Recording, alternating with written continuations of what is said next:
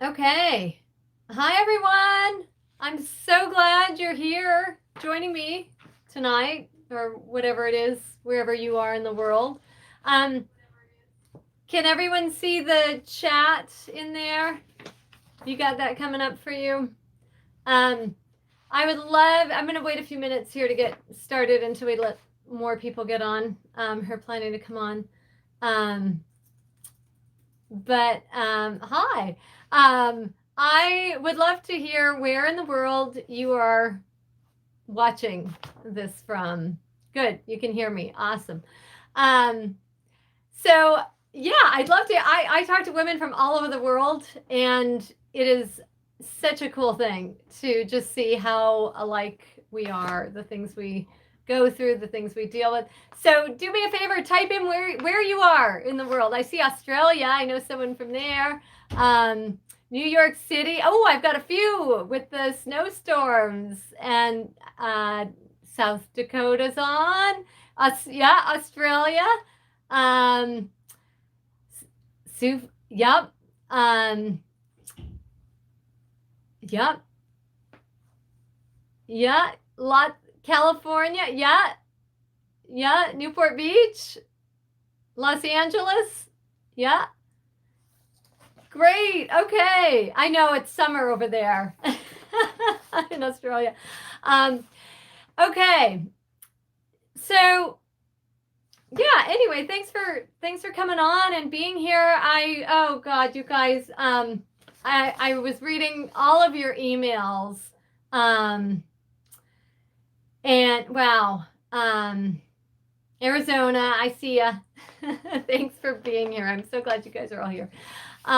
It was so hard to choose. I just found myself feeling like how much time do I need, and trying to figure out how am I going to be able to fit all of you on here, because there's so much, and so much to say, and so much, and I realized like it's fun to get together and everything, and it's awesome to, I was so excited to do this. I don't do this enough. I wish all of you could be like at my house and we could just have regular get-togethers, because I love this. This is my favorite part of this.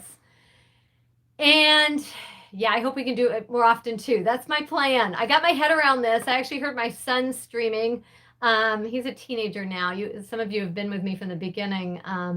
Wow, I've been doing this for a long time now. I think this is coming up on like 10, 12 years. And anyway, yeah, so I heard my son streaming, and I'm listening to, I happened to hear him, and I heard him, and I thought, and he was having so much fun, and he was like streaming, and all of his people on there, and doing what they do, and his is just like video games and stuff. But I'm listening to him, and I thought, I gotta do that. How do I do that, but with my girls, with my women, with my people, so that I can like connect with them? And then of course he was telling me, so I was like over enthusiastic, like asking how do I do this too. So anyway, it kind of got me started thinking, well, I just need to figure it out, and just because I can't be together with everyone doesn't mean we can't figure out ways with technology. And this is so cool how all this works. So anyway, yeah, but so I was reading all your emails and everything, and I just want you to know, like, I know that like it's painful, it's hard, it's fun to do things like this, it's fun to get together, it's fun to know that there's so many other women going through the same thing, but really at the end of the day, it's heartbreaking to be in your situations, to be in, our situations, because these are all things that we all experience. The themes of feeling powerless, the themes of not knowing what to do, and being so afraid of doing the wrong things. This is where we live, in that place of, do I do this? Do I do this? If I do this, will I tweak that? If I do, and just being so scared and frustrated at the lack of control we have, and then feeling like all powerful. I mean, I know how this goes. You listen to someone, even this, right? I mean, you feel so empowered when you're talking to someone who gets you and who's been there, and you know, you take a workshop or you start a program or you get on a coaching session or whatever it is, and you're super pumped and you're excited and you have this feeling like you really got this and you know how to do this. And then all of a sudden you're face to face with the actual person that you're dealing with, and all of a sudden it's like, well, what, you know, what do I do?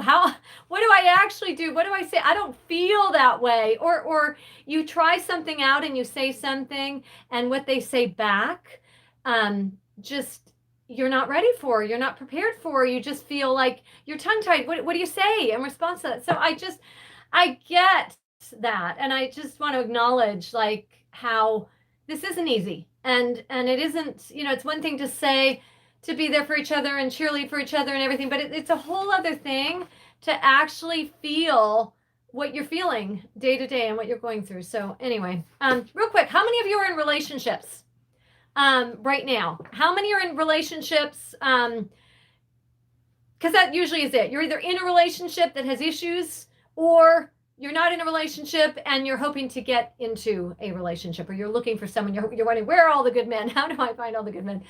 Say, if you're in a relationship, just type yes in the chat, so I can get a feel for that. And then just know if you're not, just so I can, yeah, get that. Okay. Yep. Right. And I think most of us probably, yeah, I hear you. I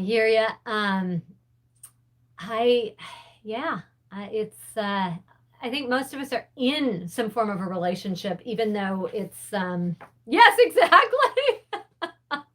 Billy says, I really don't know. Yes, and that's just what I was going to speak to. A lot of us are in relationships where we don't even know if what we're in is a relationship or not. And those are probably the most painful and most difficult of all. Hi, Cindy. So I'm glad you're here. I wasn't expecting you. That's awesome. Anyway, yeah. And so for those of you not in a relationship, this is like awesome, because when you're not in a relationship, it really gives you an opportunity to really hone in on things you need to be looking for and things you need to be thinking about. If you are in a relationship, it's awesome, because I think there's so many things you can do if you're in one. So I'm glad that you haven't gotten out before you got here, because there are things you can do and there are things that we can do. Yes, the situation. Yeah, I know you are. Situationship. Yeah, that would be definitely something I would call that. So, you know, a lot of what we are in is really figuring out what to do when we're in it, because it's easy. I mean, not easy, but you can just get out. That is not easy, but it is one direct way to just change things. But if you're not ready to be out, it's going to be worse on the other side. So you have to know how to get out before you get out. Coming from someone who has done that herself and who coaches women who go through that, it is the hardest thing to get out before you're ready, because you're setting yourself up to go back in, and it's the back and forth that kills us, almost literally. So it is really hard. It's easy for everyone else to gather around you and say, get out, get out, get out. You know, that was one of the ways that I was, yeah, I mean, that is just one of the worst things, is getting out before you're ready to get out. If you can do it and you've got support, that's awesome, but tough to get out if you're not ready to, because of you'll want to go back in, unless you're ready. Okay, so I think we've got enough of you here. A lot of you. This is awesome. So I'm going to start first. I'm going to answer Tamlin's question. Tamlin, are you here? Okay. So Tamlin, I don't know where in the world you were writing in from. So if I'm not in your time zone and you're sleeping somewhere or whatever, anyway, this will be up, so you'll be able to get your answer here. But Tamlin, if you do happen to come on, I'm answering your question here. So Tamlin writes to me and wants to know, how do you know if an on-again, off-again relationship has potential? Or is it just a waste of time and emotional energy? Okay. So, here is the thing about that. Okay. So you're probably in a relationship that is, yeah, back and forth, on again, off again. Do you want it? Is it worth it? I mean, that's the bottom line. Is it worth it? And so what I'm going to say on this is, it really depends what you're looking for. Because the bottom line is, it's a waste of time and emotional energy if it is sucking the life out of you. If you're not able to live in this relationship in a way that honors yourself, in a way that allows you to actually live and not just be hanging around, waiting, hanging on, waiting for someone to commit to you, okay? Then you are absolutely wasting your time and emotional energy, because you can't be in something where the entire focus of your life is this relationship that isn't working. You can't be in that. So how do you know? How do you know? So I want to tell you this. I want to tell you that you always know. You always know. We don't always want to see the signs, okay? Because when I hear afterwards that there are no red flags, because I hear this a lot, I had no way of knowing, and I'd love to agree with you and say you're right. There was no way of knowing. There was no way you could possibly have seen this. You're right, because then I'll make you feel better. But you know what? That's not being honest. Because next time you go into a relationship and you deal with the same types of things, you are going to. I'm going to be doing you a disservice, because there are always red flags. There are always red flags. And that is the most difficult thing, is to recognize that there were some red flags that you could have seen, or there were things that you sensed, because they're not always red flags. They're not always blatant, but they are things that you sense and feel, and you may just not know how to look for them, or you may just not be aware of how accurate and how in tune you are to these things. So there may be things where you see them and yet you don't know how to recognize them, or you don't know, but you always know. And so what I'm going to say on this is, so you really need to trust your intuition, and that is new. We're not taught to trust ourselves. We're taught to totally doubt ourselves and to not believe that we know what we're doing, or that we can ever trust ourselves. I talk to so many women. There's a woman I was just talking to yesterday, and her biggest thing has been, at what point do I need more proof before I take action based on what I feel and what I sense? And I have told her that the most important thing you can do is to trust yourself as soon as you have any clarity. As soon as you're trying to talk yourself out of it, that is, or try to tell yourself you need more proof, that is the point that you absolutely know you have enough proof. And I would so much rather that you err on the side of trusting yourself and find out you're wrong, because that can be fixed. With someone who's right for you, that can always be fixed. But if you ignore yourself, you're ignoring so many other things. If you don't trust yourself, and then you're just going to go further ignoring yourself, and then it gets bad. It gets worse. So I would so much rather you err on the side of caution than go down that path. So bottom line, how do you know if it has potential? What you are looking for is consistent behavior over time, okay? So consistent behavior over time is good. Consistent good behavior is going to tell you whether or not you can trust that or not. Now, someone just asked, how do you know if it is your intuition or if it's fear? Okay, so here's how you're going to know that. So the fear is, the intuition is when you address the fear. So you look at what are you afraid of? Okay, so stop for a minute and don't look at the intuition piece. You sense something, so look at the fear. What are you afraid of? What are you afraid of? Look at that. So let's say you're afraid that, so the fear is that this guy is going to leave you, and yet it's your own fear because everyone has left you, right? So I'm assuming you mean something like that, right? Fear of abandonment. So if it's abandonment and you're afraid, it's your own stuff where you're afraid, or it's stuff you bring into this and you're afraid of this, and you bring your fears and you're afraid, it's your stuff. So look at those fears and look at what they are, okay? And then look at your intuition. Because if you're afraid that it's you, then I would ask you this: Why is this person triggering this in you? What is it about this person that's triggering this in you? Why are these fears? If you have abandonment fears and you think you're sabotaging this relationship because you're sensing there's something there and there actually isn't, then, I mean, you have to take a look at where is this coming from? Because even if you're feeling afraid that this guy is going to abandon you and there is absolutely nothing there to indicate that he's actually going to do that, then where is that coming from? Are you creating it? Or is this something that he is actually giving you some signs that there is a reason to be afraid of that? So take the fear and look at that fear in the face, right? And look at it, acknowledge, okay, the fear is I'm bringing this in. So if I'm bringing, and then look at the two scenarios. If I am bringing this into it, if this is my stuff, what would I feel like if I'm with a guy who's reassuring me? And what would I look like if I'm with this guy? Are they the same? Is there a difference in energy? So, because I think that's what you're getting at, the abandonment thing. Okay, that makes sense too. Good. Okay. So, that is, so you get that. That's what I wanted to drive home, is that most of, even, okay, if you're anxious, so I know most of us come to this with feeling like we've got all kinds of baggage, right? We've got all our own stuff. I'm anxious. I'm this. I have this. You know all your baggage. You know your stuff. You could probably tell me all of your issues just like that.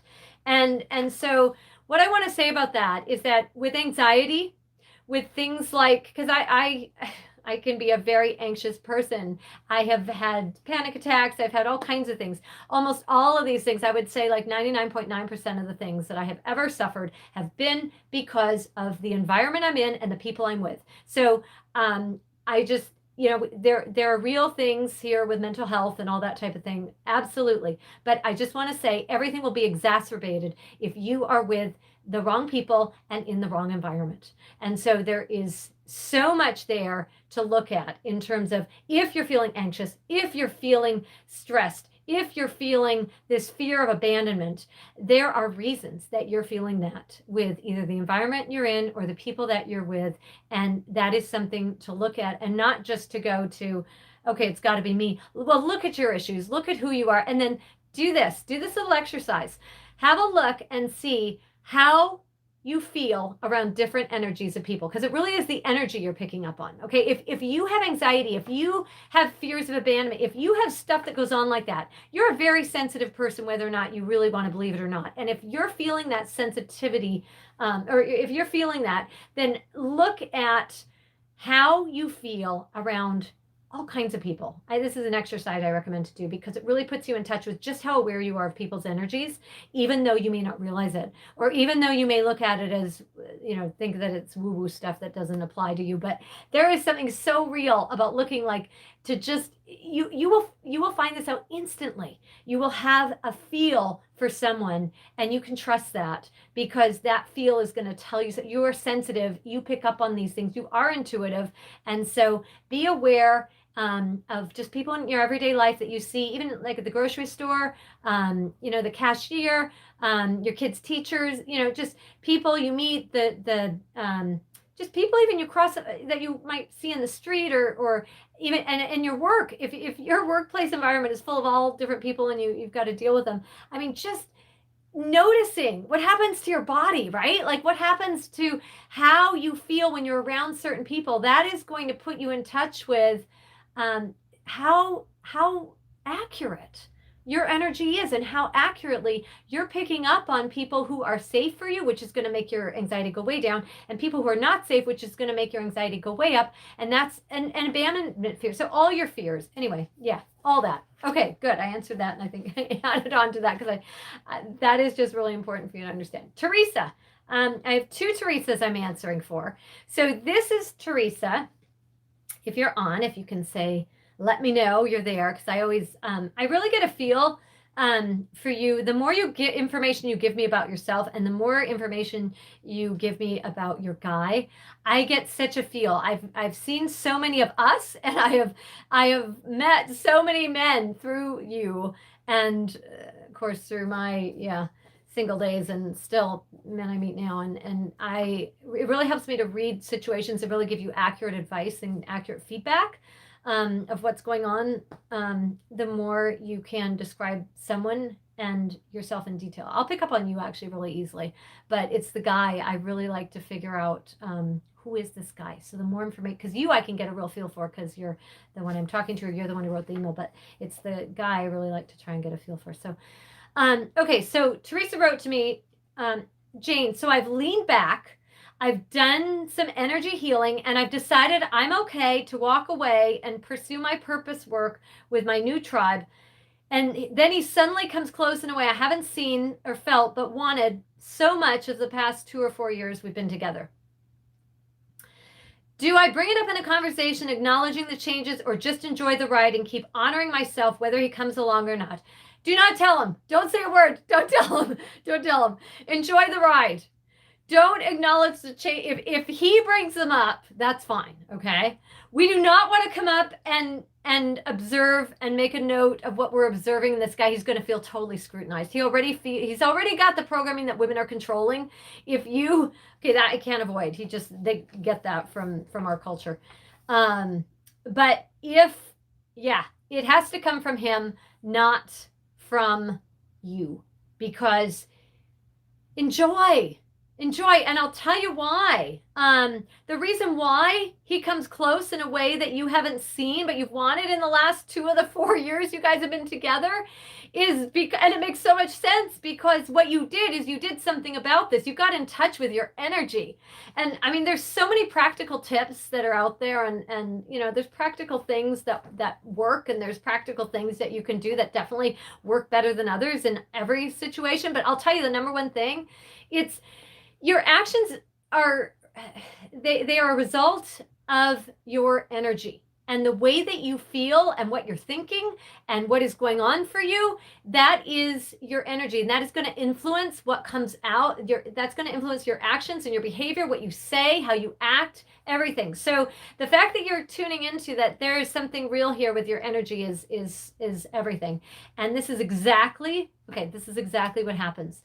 So these guys are sensitive too, right? I mean, you have a connection with them, and you know what I'm talking about, because a lot of times they've actually come right out, and you've had conversations, and you've he's poured out his heart to her. He's shared stuff. Usually in the beginning, it doesn't usually continue, right? But in the beginning, I often hear from you where this guy like bared his soul to you. Like he told you everything he's ever been to. He's told you about stuff deep, dark stuff he's never told anyone before. So you have this connection with this guy, and you recognize, wow, he's so sensitive. And so yes, he is so sensitive. Every one of you on here, I do not think, if you're here, if my messages resonate with you, and you're here tonight, I would go so far as to say that every single guy that you're going to be with will be ultra sensitive. He may just really disguise it well. So if you've got a really macho guy, or if you've got a guy who's really like the cultural stereotype of a guy's guy, I will tell you he's probably the most sensitive guy underneath there.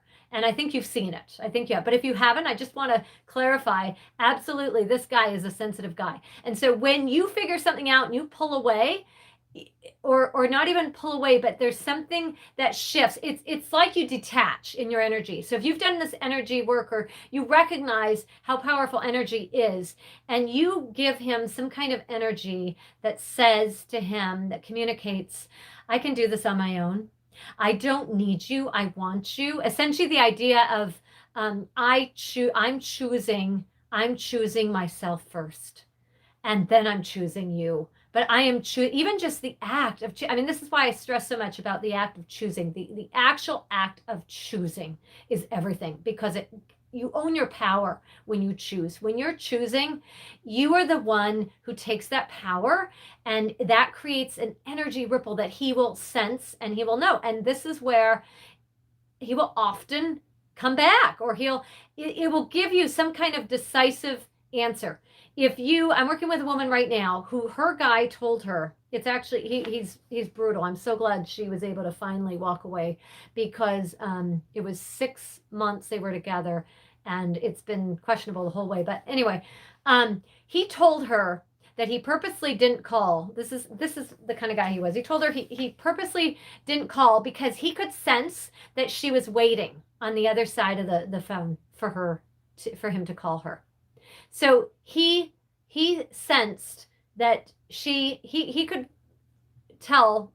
He was so tuned into her. He was so sensitive that he could tell when she was waiting for him to call. And he purposely, right, because this is the kind of guy he was, he purposely would not call, which is just cruel, right? Which is just cruel. He's going to punish her because she feels like she's waiting. He's going to punish her by making sure he doesn't call. Like, who is that? I mean, that's grounds to like end it. And unfortunately, she waited to schedule our next session because I think she knew what I was going to say. And by the time she scheduled that, she was telling me this. And anyway, so she has gone ahead and she has blocked him. She has ended it with him. And we are meeting. We're talking like every few days, twice a week, because I don't want to lose this with her. And she's really on a roll. She's never been able to do this. And so she finally blocked him, and he has not. This is unbelievable because he always calls. She has a pattern with him. And over the past 6 months, they have this brutal ending, and then he will connect. He comes back. He always comes back, and she takes him back. This is the first time that I know he is sensing she's got an energy that's united with mine. And the two of us, we are in this together. She's not alone. She's not alone. He can't play her anymore.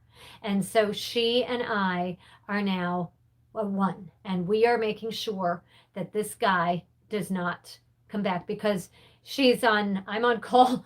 I'm on call with her. She's going to email me if she hears from him so that we can have a session before she talks to him again, because she can't talk to him the way, because she always has taken him back. And this has happened like 10 times. It's just this really, she's got to break this pattern, and she hasn't been able to do it. And she thought she could. And of course, shame keeps us, right? We're embarrassed to admit, especially if we've made so many other inroads, we're embarrassed to admit that we don't have this. But anyway, my point is, he told her he sensed this energy in her, and the same thing is happening here, where he's sensing something has changed. Normally this would bring him back, but we are so united. Like, she's doing incredible. I'm so proud of her. But we are so united in that we do not want him back, because she understands now why he is absolutely toxic to her, and he is absolutely abusive in so many ways to her. And so she understands that clearly now, and we're like lockstep, because she is not going to go back to him. And so this is the longest he has ever not come back after they've broken up. So my point is, usually what happens is a guy will come back. So this is totally normal that a guy who is not this extreme, we don't want this guy back. So she's not sending out an energy for him to come back, because now she's got me on her side. And so we're getting over him. We're getting over him. That's what we're doing for her. But with any other woman where it's just more of an emotionally unavailable push and pull type thing, where the guy is not actually that abusive, there will be an energy where you want him back. And so simply recognizing your power and getting to the point, however you do it, to where you're fine on your own, where you are choosing to either have him or not, but you're not dependent on him. You don't need him. That sends an entirely different energy. And with that, you are so much more likely to get a favorable, good response back from him. But the thing is, you can't fake it. So if it is not for real, if you actually haven't gone on and done whatever it is you need to do, whatever work you've needed to do, whatever you've needed to come to with your psyche to understand that you don't need this guy if he's not ready for you, or if he's not committing to you, but you would like him because there's so many other great qualities about him. If you own that and you come into a place within your own power to recognize that, he is more than likely you're going to hear something from him. And the question is when, right? Because sometimes, I mean, for me, I heard from this guy right when I was engaged to my guy who became my husband. And so, I mean, and it was a year and a half later, but my point being that it depends, like how much energy, what kind of a vibe does he need to sense to come back with this guy, with my guy. He needed to know that I was actually engaged before it was safe for him to come back, because then he freaked out, and I'm like, with someone else, for real. It's for real now. So different guys require different types of energy and feelings to pick up on, but these sensitive men, and they are, you're here, he's a sensitive guy, he's going to pick up on something from you, and that's how he comes back. It This idea that you can say certain words or phrases, because I know a lot of you have gone down that road of wanting to know what to say specifically. But what is more important is the intention behind them, the tone, and your energy. And that energy you can't fake. You can't get a guy back. You might initially, but it's not sustainable. It has to come from you. So that's why the most important thing is what comes from in here, because that translates into words and tones and actions that can't get a guy back, but it's going to come from the energy behind that. And you can, and that's, yeah, how much you understand that you have power.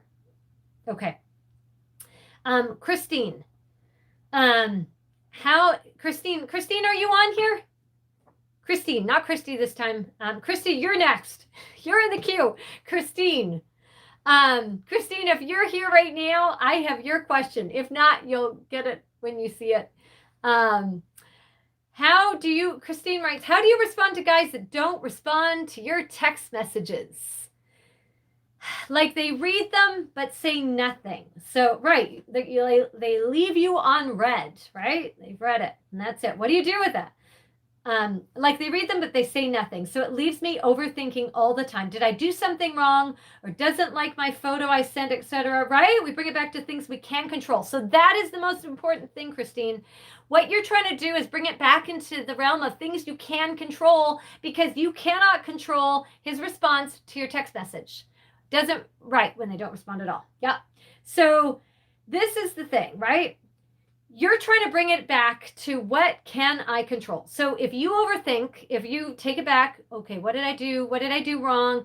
Did I say, okay, my favorite one, this is what I always did. I would try and figure out every single word, I would rewrite stuff. I would try and get it so perfect. It was so crazy. And if I was talking on the phone, I'd write a script of what I was going to say so crazy, because I was so afraid one little word, one little thing, one little wrong intonation, one wrong thing was going, that he didn't like, or that he could take the wrong way. I mean, my God, that's all that text messaging and messaging everything is. Everything can be taken the wrong way without tone and everything. So here we are, like stressing over so much when there are so many misunderstandings with like everything, with trying to communicate without being able to face or even over the phone hearing a voice. So yeah, and yet we're worrying about all these little things. So it's recognize it first, okay? It's a means to control something that you feel you have no control over. Totally human nature. We want to be able to control something. We feel less out of control,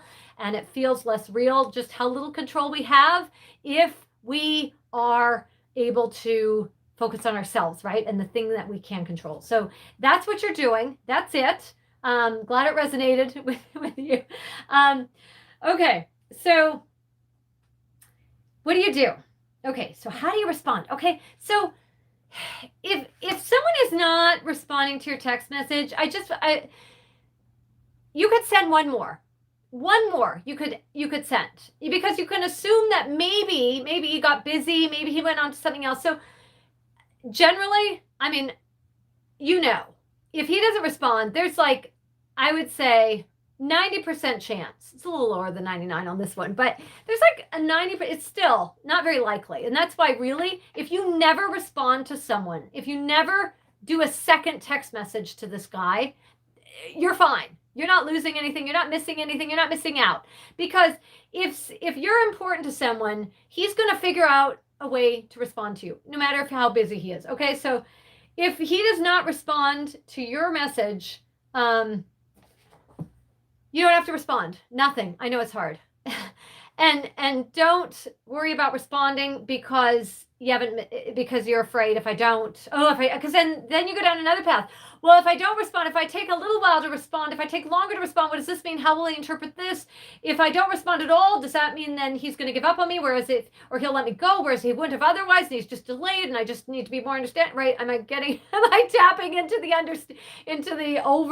overthinking that we do? So there's a 90% chance that he might have been really busy in the middle of something right when he got that text message. So we're going to give him a little grace here, because I have seen this, but again, more like 90%. It's still not that high. So let's say you don't hear from him because of that reason. You can give him a very benign, simple text message, not one that says, hey, you never answered my text. Hey, what's going on? I saw you left me on red. Not that. Because if he hasn't responded, we're going to give him the benefit of the doubt that he's just overlooked it, but you just want to kind of remind him, or that he got really busy, or if he has kids, okay, I'm really forgiving of guys with kids.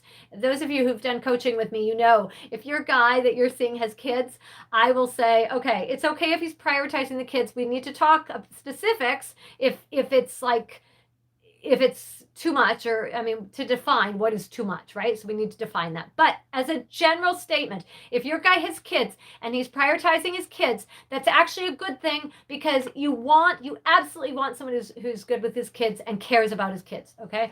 Any other priorities, I don't feel the same about that, but kids is okay. So if he is not responding, so basically you can send him something that has, just something benign, like something about, hey, did you notice this? Or, hey, did you know, or something that he might, just something that doesn't have to do with what you texted him about the first time, and doesn't have anything to do with, what do you think of our relationship? Not that. It's not the time for that. And also, don't go off on a guy, although if you do, again, you're kind of obviously sensing something if you're going to go off on him, but generally don't go off on a guy and just say, you didn't see my or you didn't respond, you left me on red, so I'm just, obviously you're not interested, and so, I guess I wasn't good enough for you, or, you're not interested in me, so whatever, see you later, bye.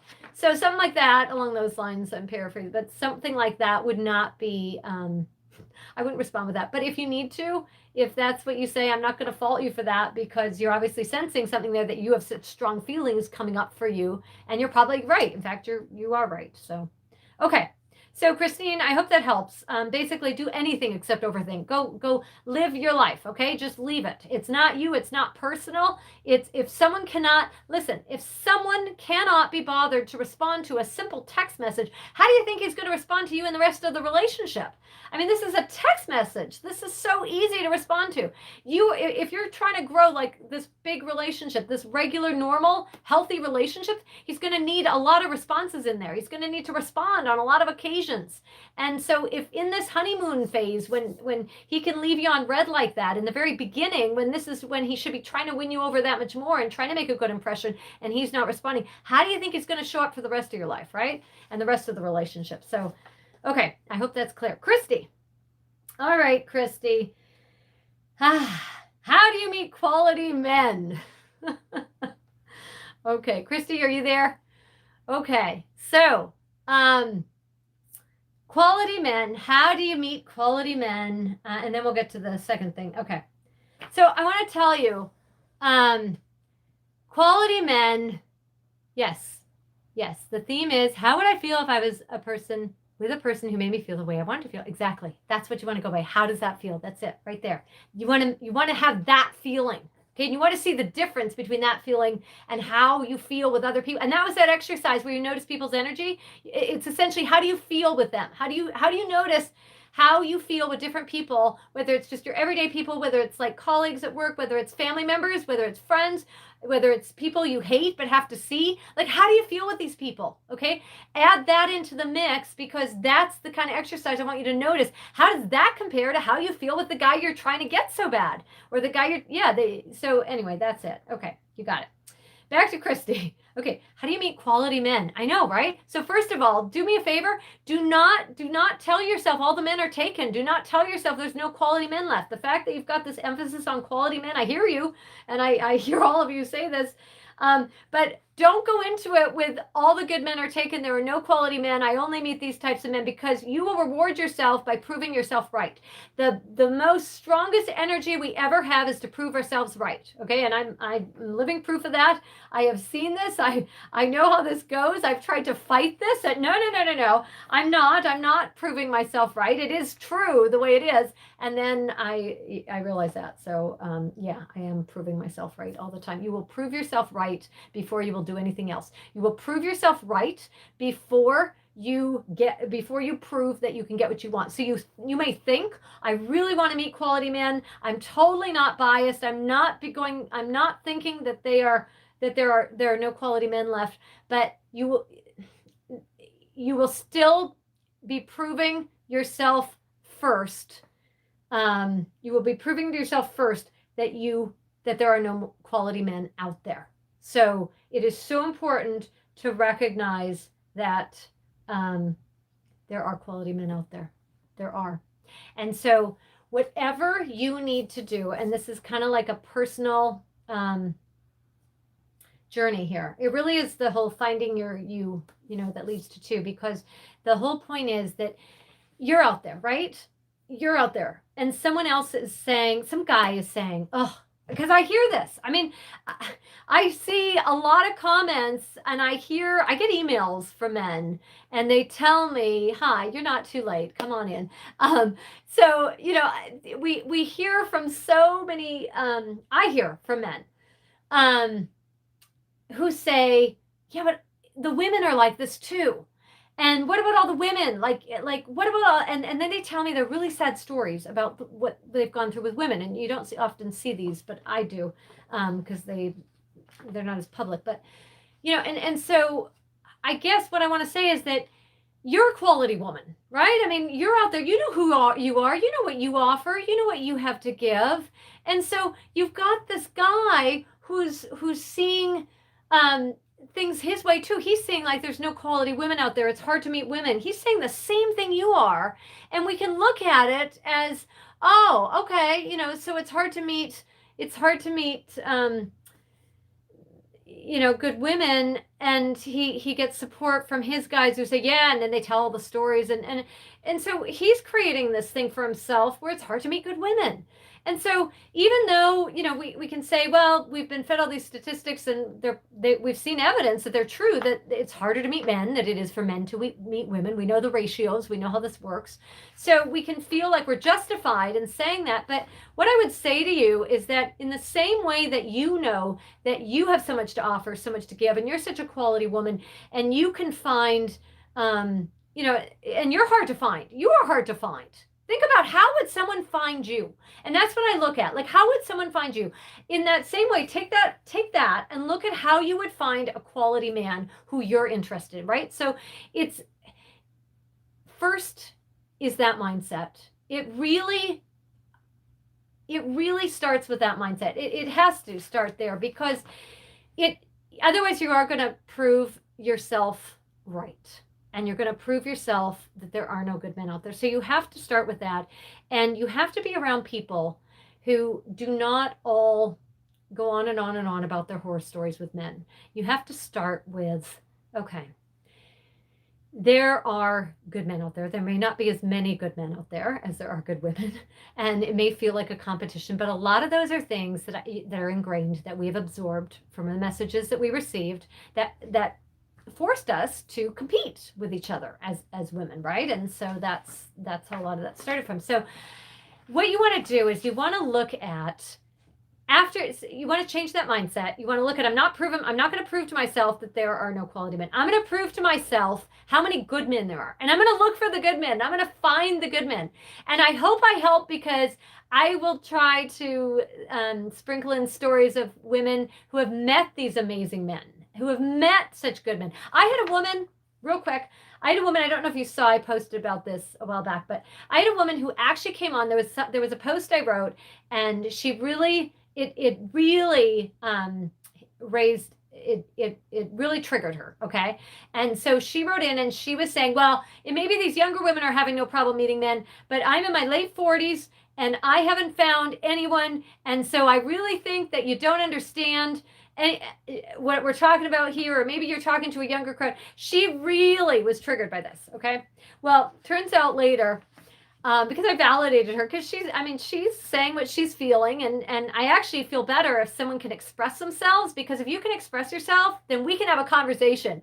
If you're going with what you should be saying and how you should say things, it's much harder to really get to the root, but and get to helping you and figuring out what you need to do. But anyway, this woman signed up for coaching not too long after that, and it is so interesting because she was like the last person I expected to hear from, looking to actually get some coaching from me. But she ended up meeting a guy. She's over in the UK, and she ended up meeting a guy who was so opposite of what she was used to. And this is, by the way, take note here.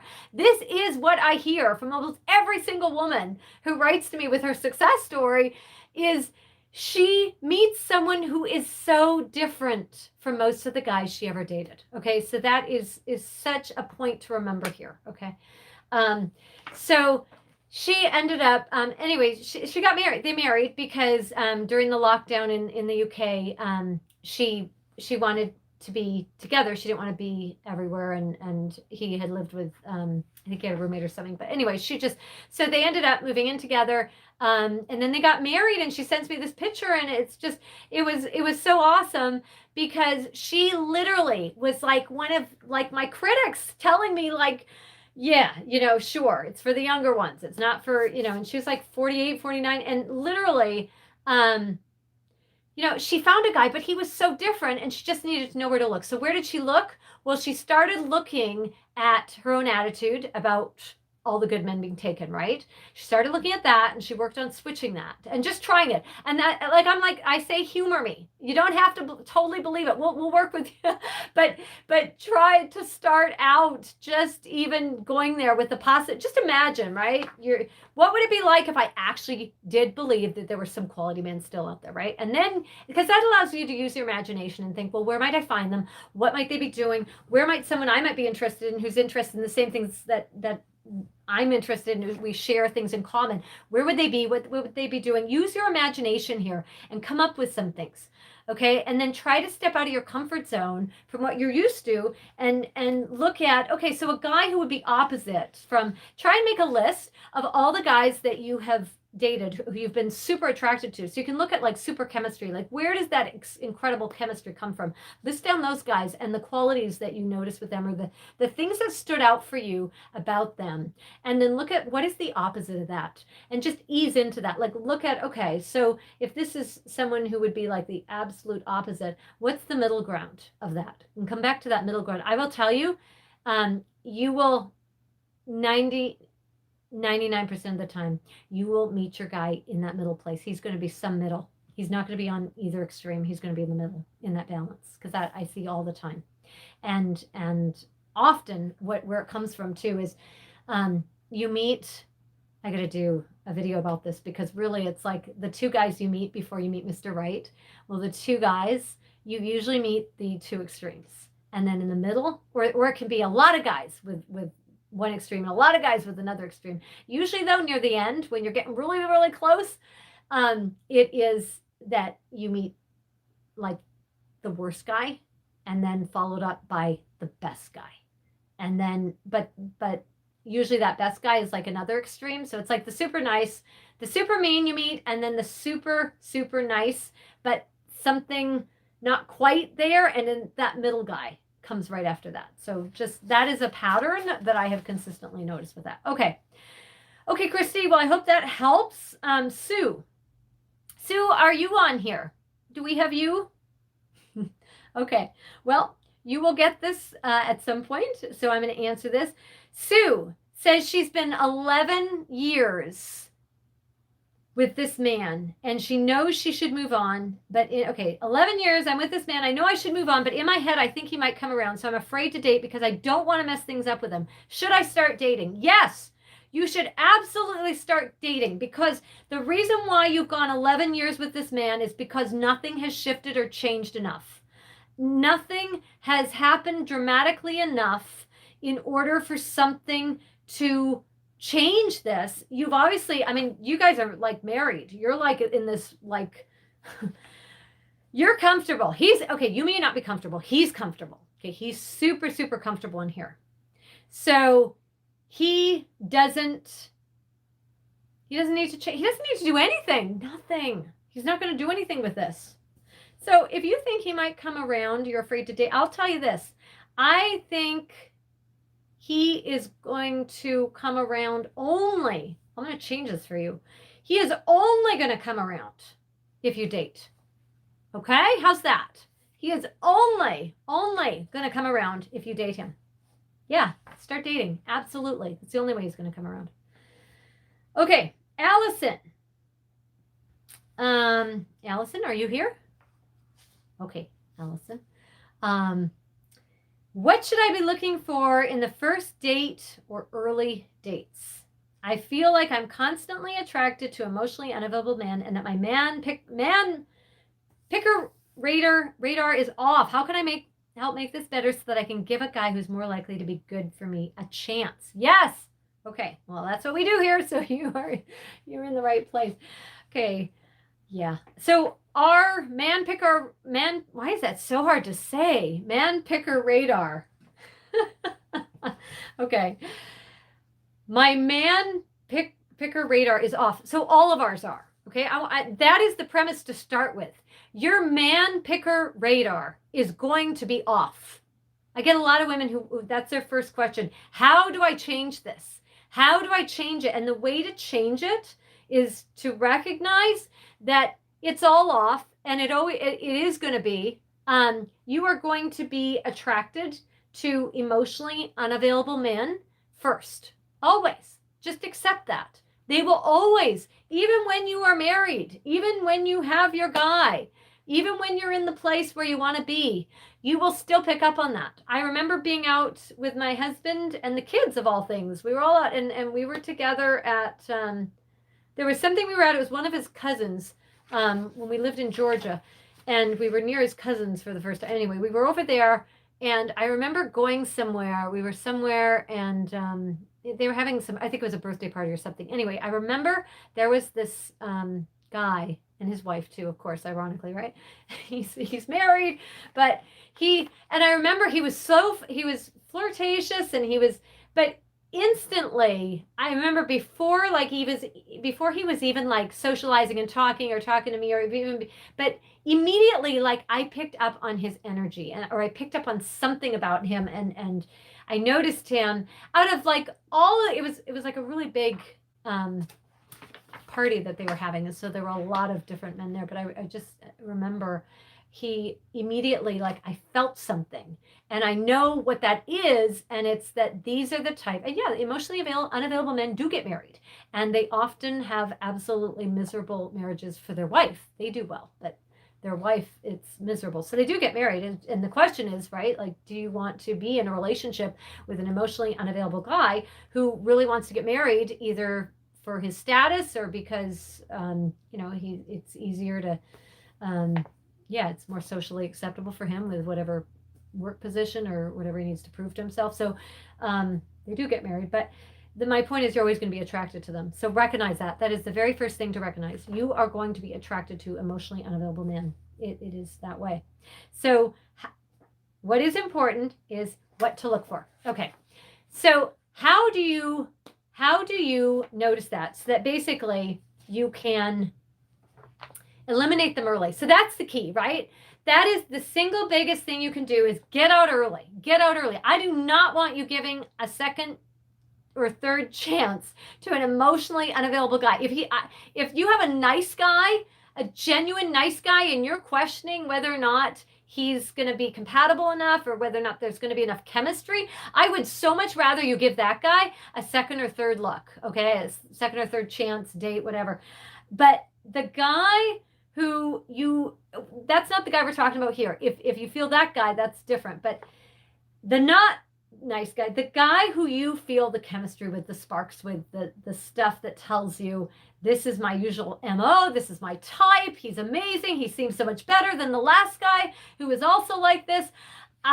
With that guy, I want you to be looking for lots of things. I want you to get a feel. I don't want you to attach early. I think that is the most important thing, is to stay detached if there is intense chemistry. And that's going to be so hard to do, because when you have really intense chemistry with someone, what do you want to do? You want to get closer. You want to go more in. So it is really important that you recognize here that chemistry is a sign to slow down. The more intense it is, that is a sign to slow down, and every part of you is going to scream and resist that, okay? You're going to be just fighting that. You're going to be like, she doesn't know. There's no way that I should slow down. I need to know where this is going to go. It's just me. It's just what I'm like. Okay, and you can choose that. You can choose that, and that's okay, but I just want you to be aware of it and own that and recognize that you're probably going to get your heart broken. So instead, I would much rather you take your time to get detached, keep dating other men. I mean, the most important thing really is keep dating, keep living your life. If you're not comfortable with dating three, because someone on here who I know has talked about dating three, and she's like, yeah, how do I date three? And so when I can't even find one. Okay, so you don't have to date three. You got to live. You got to live, and you got to be living enough and well enough, meaning you've got to be having enough to do in your life, enough interests, enough things that you find interesting about your life, so that you're not so focused on this one guy that whatever he is doing is you're going to put all your time and focus and energy into, and because that doesn't help either one of you. So on the first date or early dates, I mean, I would tell you, like, notice things like how much he talks about himself. Notice things like how he treats other people. If you're in a restaurant or a coffee shop, how does he treat the barista? How does he treat, like, the server? How does he treat people? If you have a chance to observe him at work, like, how does he treat people at work? How does he treat his kids? How does he treat animals? What does he think about that? I mean, all those things like that. I would say, just coming in with that, the movie Must Love Dogs was there for a reason. I mean, honestly, I have 3 dogs, 2 of them are rescues.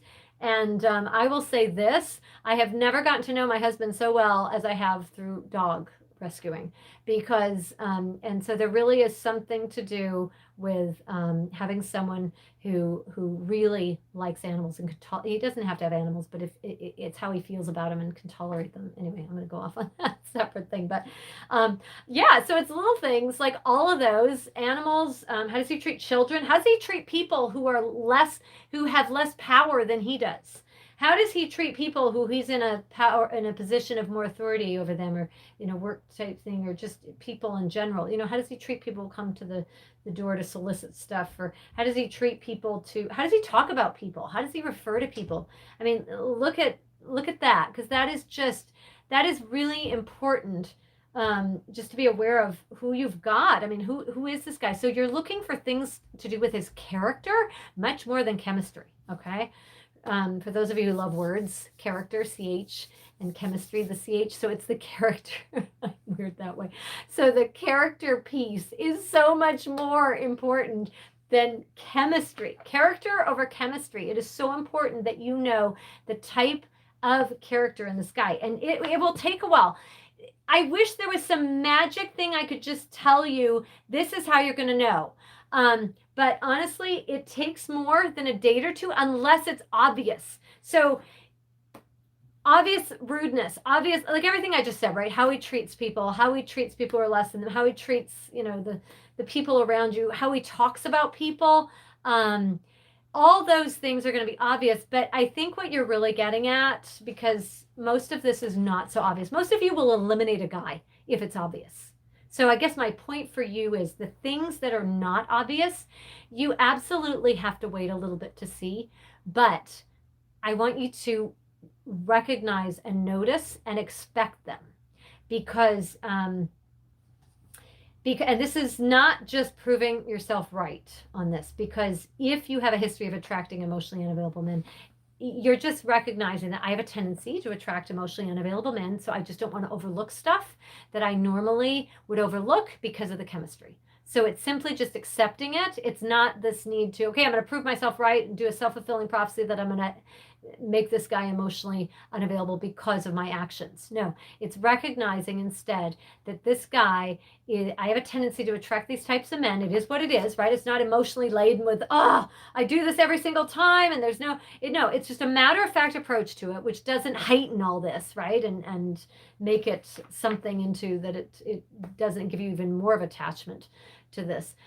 It's just a matter of fact acceptance. I tend to attract emotionally unavailable men, and so I'm going to assume this is an emotionally unavailable guy until he proves he's not. And I'm going to take my time. I'm going to think of him as a friend. I'm going to think about, would I be okay with a friend treating me like this? How is this going as a friendship? How is this going as a friend? Because once that whole chemistry thing that is just at such a height in the beginning, once that comes to a levels out a little bit, who this person is and whether or not you can actually be friends with him is so important. Okay. So, Yeah. And really the obvious things are just, like I said, the things I've listed, how he treats, people like that. And then go with your gut. Go with your gut. Your gut is the most important thing. And again, doing that exercise, we can separate out the fear from the actual intuition, and being aware of that. Everything is so much clearer to you if it is just from a standpoint of more matter of fact. It is what it is, right? I attract these types of men. There isn't anything wrong with me. It just is my programming means the way I've been conditioned, the way I've been, the thing that is unique to me with my upbringing and circumstance and environment and personality just means that I'm more likely to attract these types of men. So how do I deal with that? What do I do? It's not this, oh my God, I'm never going to meet anyone because there's something so wrong with me because I keep attracting these types of men. And, it's not that, because that heightening of all that, it just creates fear and fear of missing out. And it just causes us not to be able to think straight. And I think that's really what we need to do, is to take this beautiful emotional part of you, how you feel everything, and bring in that practical of how do I keep from doing the same thing that I have? How do I keep repeating the same patterns? Okay, so it's a matter of fact, more practical, logical approach, calmer approach than just the high emotional, there's something so wrong with me, and all that, because that just feeds on that and just sends you in a different direction, and the relationship in a different direction. Okay, Allison, I hope that helped. I hope you got a lot in there. Okay, Rue, are you on here, Rue? I think Rue's coming from another part of the world, so, or maybe that was someone else. But anyway, Rue, I hope you're seeing this at some point. Everyone's still with me here, wide awake. Okay. Okay, I wanted to do this on a Saturday night because I thought, Saturday nights can really suck because there's a lot of loneliness on a Saturday night, and there's a lot of programming for a lot of us about what we're supposed to be doing and how we're supposed to have things lined up for a Saturday night. So I realized I love doing these on Saturday nights, actually, to get more of my thinking, because I think I sense more of you needing me on Saturday nights, or just feeling this on a Saturday night. So I'm really excited that we have, you're here with me, whatever time it is. Okay, so here's Rue's question. Hi, Jane. Here's my question. I was dating someone for 7 months. Things were going well. I asked him where things were going this last month, and he didn't know. Then he said because we weren't of the same faith that it might not work out, and now he's disappeared. No closure, no nothing. Is this over? Thanks for all your helpful emails, Rue. You're welcome, Rue. And I'm so glad I can answer your question. Okay, so 7 months, things are going well. And then you finally realize you want to know, right? Like where things are going, because you're not getting any obvious, I'm assuming you're not getting like any obvious indicators of where things are going. So you want to know, and you ask him, you come right out and you ask him, right? Which seems like a logical, practical thing. I mean, because usually what we're thinking of these is if someone asked us, we would know, right? So if someone says, Rue, where are things going? You're going to know. And also you're probably going to be showing them along the way, but you're going to be able to tell them, well, men, no, not so much. So, and not all men, I don't want to, lump everyone together, but generally the person who is not asking the question is generally is always the person not asking the question is the one who you're not going to get a good answer from when you ask them on the spot. You're not going to get that from them. So he disappeared because it was too much. I think I just answered one of my videos. I think I did this. I had a letter come in from that. So the reason why he disappears is because it gets too close. He's uncomfortable. And that's why there's no closure. That's why there's nothing. Is this over? Yeah, I mean, for all intents and purposes of it being a relationship, it is over, but it never really is over when you don't get closure, because he allows there to be an opening for him to come back. So that's why this is such a popular way for a guy who doesn't know to answer, to give you an answer. He just disappears. So when someone says they don't know, I mean, you put them on the spot, which is okay, because you need to know. I mean, you probably could already have been able to tell because you obviously sensed something was up, and that's why you needed to ask him. We don't normally need to ask someone. Remember this. You don't normally need to ask someone. In fact, write this down. You don't normally need to ask someone the status of your relationship. You don't normally need to ask someone the status of your relationship if it's clear, if you know. Okay? So if you have to ask someone, you don't know. They haven't given you enough clues. You're intuitive. You're sensitive, intuitive. You pick up on stuff. You over pick up on stuff.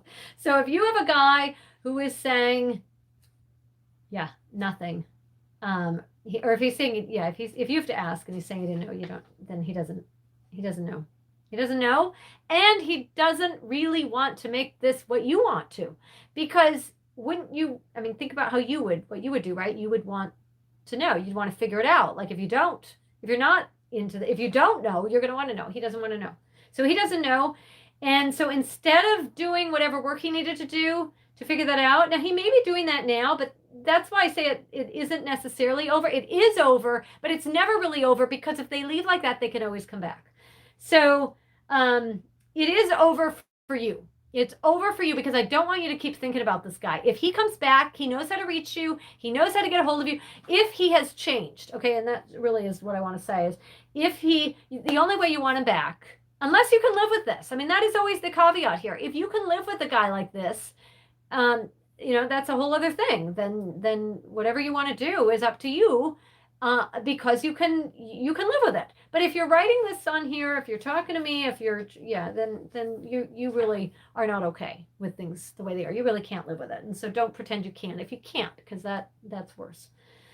So it is over for you. It is not necessarily over for him, but he will, if anything changes, he will find a way to let you know. I don't want you thinking about him once he disappears. It is so hard to not think about him, absolutely. But the reality is that he's given you an answer that's really strong, because it's actions. Actions always tell you so much more than mere words. And that's what you got. You got the actions. So it's because of that he is telling you, he's giving you an answer. So obviously, if he said, because you weren't of the same faith, that it might not work out, that he's giving you an answer there. And I want to answer another question that Melinda had here, because this is related. So Melinda had written to me and asked something similar, just differences. She's gotten to know this guy. They've been, I think, the same, about 6 months. So similar time frame. And she's finding that more and more they're having differences on politics. That's a big one. Things like the pandemic, things like religion, things, so different things. And they want to have kids. They want to have other things in here. So I will say to both of you here, Rue, and to Melinda here, especially when you have a guy bring it up, saying if we're not of the same faith, it's not going to work out, or if we're not the same political beliefs, or if we're not the same this and that, we're not going to work out. If a guy is saying that, if a guy is having doubts and you're having doubts, if he's having doubts, I can guarantee you it's almost always not going to work out. There's just too much there, especially if you want to have kids together, if you're going to raise kids together, whatever means, if you're going to be, if you're going to have a really good, healthy relationship, where you are going to have to agree on things, where I think you could be okay if kids are not involved. When you have kids, if you're not on the same page, that is so hard. That is so hard. It is hard, and trust me, and any other mom on here, parent. If you're raising kids, it's hard enough to raise kids without bringing into it where you have opposing views or different views on religion or politics or any of those. It's going to be hard. It is going to be so hard. You're making a situation that is already difficult so much harder because of that. So, yeah. So what I'm going to say on that is you really have to take a good look at how flexible the two of you are in terms of being able to work things out, because that is going to make or break you. I have known a lot of people. I know so many people who don't have the same, especially in the last few years, who are finding out they have different political beliefs. Okay, I mean, let's face it, we're getting more and more divisive. So I mean, you've got people going further and further apart. So in different directions. So if you are with someone who disagrees with you on something, if you have kids, that is going to become even more difficult, because now you have to figure out things as it affects you raising your kids. If it's just the two of you, it really depends how open you are. It really depends how open you are to talking about things. It depends on how much you share each other's hearts. My husband and I have a lot of differences. We are so much more opposite than we are alike. But the one thing that unites us, and it's why we've made it to almost 20 years here, is because, which seems like a long time, but it really is because of our hearts. So we are both open. I mean, when we got together, we were literally like, we don't have a clue how to raise kids, but we know we want to raise kids differently than how we were raised. And that's all we knew and so we went looking, we had open minds. Okay. We both of us had open minds, and both of us wanted to learn, and we were open to learning. So this is where I say, if the two of you share the same heart, okay, if you have the same heart for things, so if your goal is the same, and if you are both open to intelligent, constructive thought processing and critical thinking and critical assessing, if you can take someone else's opinion and think about it critically, if you can both do critical thinking that hasn't been affected by how you have been raised and how you have been programmed and your blind spots. If you can look at your blind spots, woof, that's a huge one. That is so difficult, to look at your own blind spots, much less to have someone point out your blind spots for you in a relationship. I mean, so the ego is a piece of this. You can't have an ego so that you can't look at your own stuff. So yeah, it is going to be much more challenging if you are that different and you're noticing those differences. So honestly, if you're at 6 and 7 months, you're at a point where you really need to think about the future and really look at yourself, take a look at 10 years from now, right? Go down the road 10 years and think about how things might look like then. What are the realities in 10 years? And that really comes into play to figure out, how much of a deal breaker are these things? And so I go back to, right, it's an openness and how much you share the same heart and what you can live with. And don't pretend. You're in an early enough stage at this point that you have the ability to think more objectively. Once you add more time, more investment, it will feel like it's so much harder to go out and find someone new. So you're going to stay much longer the longer you go along in this, the more you've invested. And if you have kids, you're going to stay probably forever. So, I mean, or at least until the kids are grown. So this is not, you're at a pivotal point where you're able to think about what you want to do and really think about it here. Okay. I hope that answers both of yours, but it is a tough one. It really is. So you got to look at that and think realistically in the long term, not just the short term. What happens after the honeymoon period has worn off? What happens when there's all these real things that come into play with money? I mean, just as an example, I mean, I know with churches, right? Like tithing, right? That's money stuff. You don't even think about, but if someone really feels strongly about tithing, that's money where they're giving 10% of their earnings to the church and they believe strongly in it. And there's nothing wrong with that if they believe in that.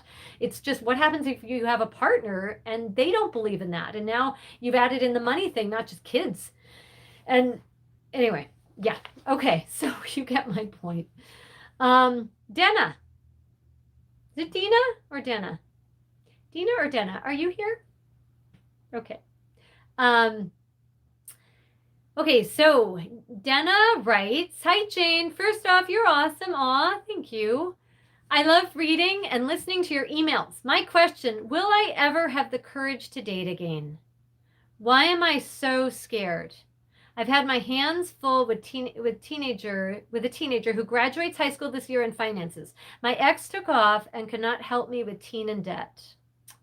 I'm tired, but I would like to start dating again. Sometimes I feel like who will want me to take on with me all my problems? Okay. So, this also, so Dina, this also speaks to someone wrote to me, and I realize I missed this one. So I'm sorry, because I think it's like what I've said before. If you don't get an email back from me, please send another email, because some of the emails that touch me the most, that are the ones where they just really get to me, and I really want to take my time to answer, because I don't want to just give a quick answer as time allows. I really want to give more of an answer. Sometimes I miss you because I start an answer and it goes into my drafts and it's got forgotten. So anyway, I try not to do that, and I try to have better tracking things to not do that. But I realize in reading this, because I have a teenager too. And so when I got to this one, Dina, it really hit me. And that happens with any of emails that come in. When you talk about your kids, they get to me, kids and animals especially. But anyway, but there's someone else who wrote to me, and she had Unlovable in her title. And I started writing a note on that, just how I had such extremes in my emails. I had from the depths of Unlovable as her title, to the other of will I don't know what his name was. I think it was Steve. Will Steve cheat on me, or will Steve come back to me? And so I had such the extreme in there. And so some of them I got to feel immediately, and I'm able to kind of answer on the spot. But then there's other ones like that just make me pause, because like Unlovable is just whew, because that, it just resonates so much, because I think my whole life I have only ever felt unlovable, except for, when I finally figured out what it meant to be loved, and met someone who could actually love me. But the unlovable theme has just been like the story of my life. So whenever I see that, I resonate with you, because unlovable. Yeah. So thanks, Dana, for triggering me with your teenager part, because you reminded me. So whoever wrote about the unlovable piece, I got stuck on your email, and I started writing notes on that, just because everything was just pouring out on that unlovable. And so this is for you, about unlovable, and about feeling unlovable after being with someone.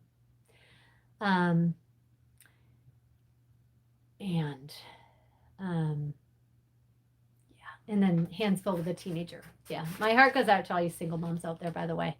You do so much. I know what's involved, and I have a partner, so I know what you go through with a teenager. Well, actually, I don't know what you go through, but I understand what it must be like, because it's way more than I go through. And so yeah, my heart goes out to you, and you're doing awesome. You're doing awesome. And I'll tell you, most of the single moms that I talk to, when I hear how you're raising your sons, just to be, you're taking all of it. If you're a mom on here, you have a sensitive son, because every single mom that I talk to on here, you have a sensitive son, and it is just beautiful how you are raising them. So I don't have to know your situation. I just know from my overwhelming experience, and it's a lot that you do, and it's huge. You have sensitive girls too, and your girls are watching you too, and they are learning how to be empowered women. And even if they're seeing your struggles, it is in your transparency with your struggles that really gets to them. They see more and they know more than you know. And they, yeah. Okay. So, will I have the courage to date again? Kind of goes on with, and I am so sorry that you had an ex who took off and couldn't help you with your teen and debt.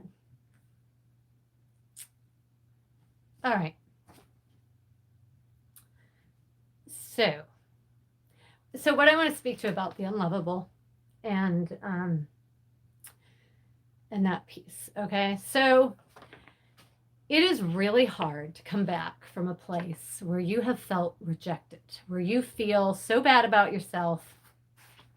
Because what we do is we take these things personally.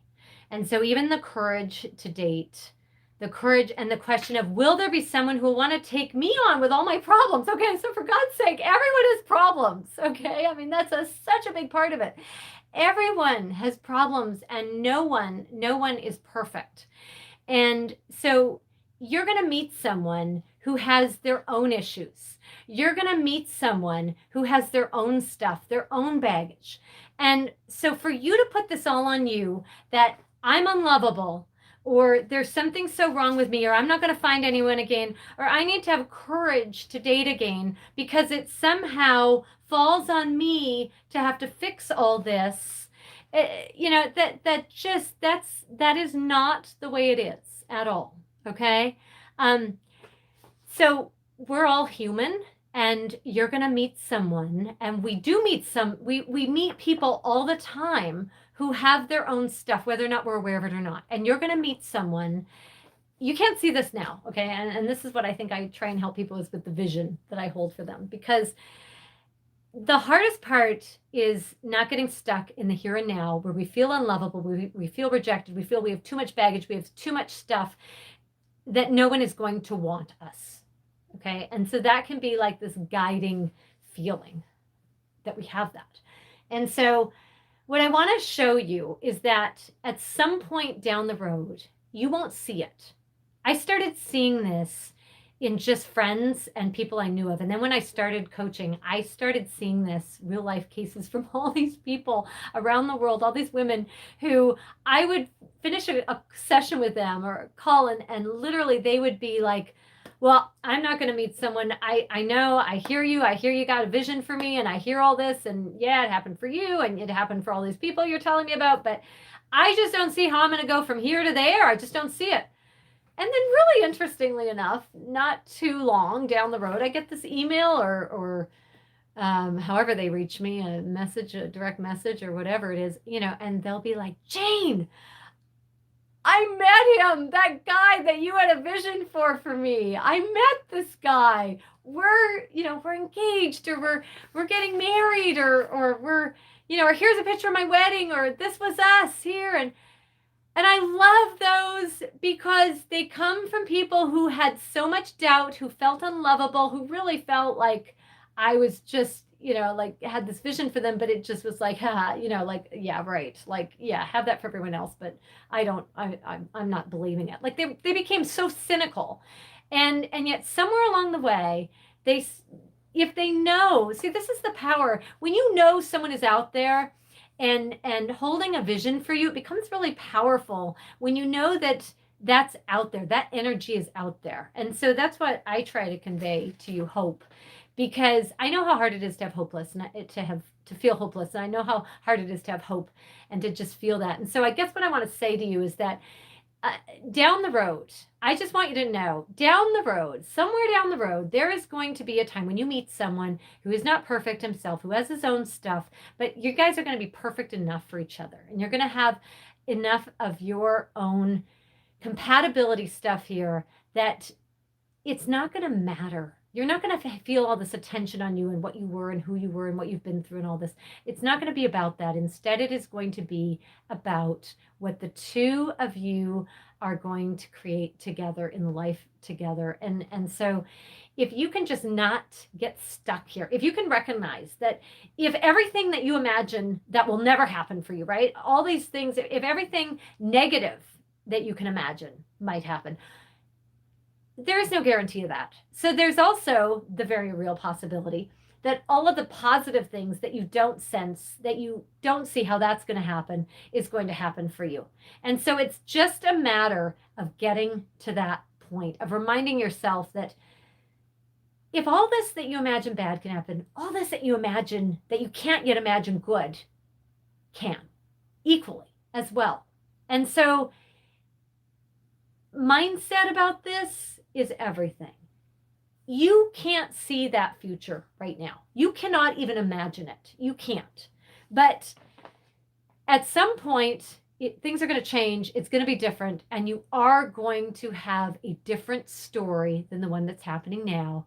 And it can just as well be something beautiful as it is something negative. So I think the biggest thing on that comes down to, okay, X's are X's, what we've been through and who we've known, who we've had are one thing. But to have something different, you only need to do one different thing to even start to create something different, right? So it doesn't have to be this whole thing where I have to change myself, I have to do everything.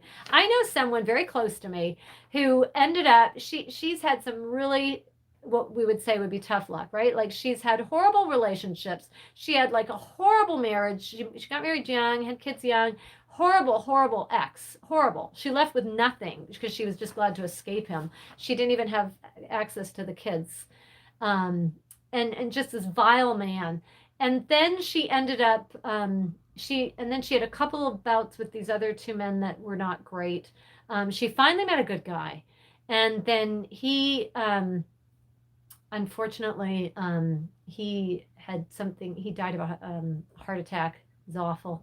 And what ended up happening was he ended up, anyway, she ended up meeting someone, all because she threw all her energy into her actual life. And when she changed that and became interested in her following her path, right? So she got into what she was interested in. She started living her life and she met a guy that way. And all she had done was for once in her life focus on herself and what she actually wanted to do. And she met a guy through doing something in common that they had together. And that was how she changed things. She literally now is like living the life of her dreams. And I think I've talked about her before, but anyway, this is someone just who I know. And so never say never, because things happen that you will not even know. Okay. All right. The next one I've got Teresa. Would a man change his mind? Would a man ever change his mind and offer you everything he promised in the beginning of your dating life? He got scared and he used all kinds of excuses to say why he didn't want to continue. I fell for this man hard and am heartbroken. Do they ever backtrack and say, I was wrong and I want you in my life? Okay. Teresa, are you here? You may get this later than when you watch it. I think there's a couple Teresas who I had questions. So this is that Teresa. Would a man ever change his mind? Okay. So I have worked with a lot of women who have had men who have had ample opportunity to change. They've had major life, because generally why someone changes, right? Why does he change his mind and he goes back to being able to actually fulfill the promises that he promised you in the beginning?